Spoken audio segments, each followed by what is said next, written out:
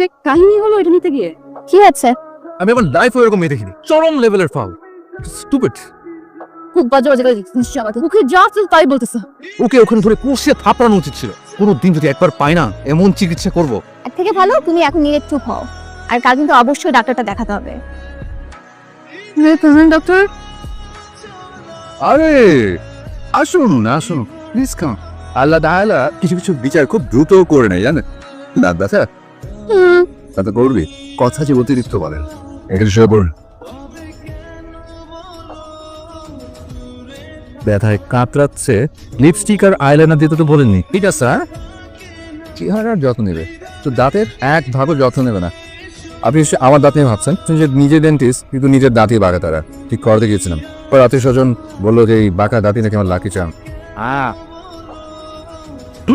এইটা স্যার, এই জাতটাই তো। এখন খুব লাগছে তাই না? খুব পর্যাপ্ত পরিমাণে টাকা পয়সা নিয়েছেন তো, নাকি স্বপ্ন টাকা পয়সা ছাড়াই চলে যান? কিভাবে কনভিন্স করা যায় দেখি।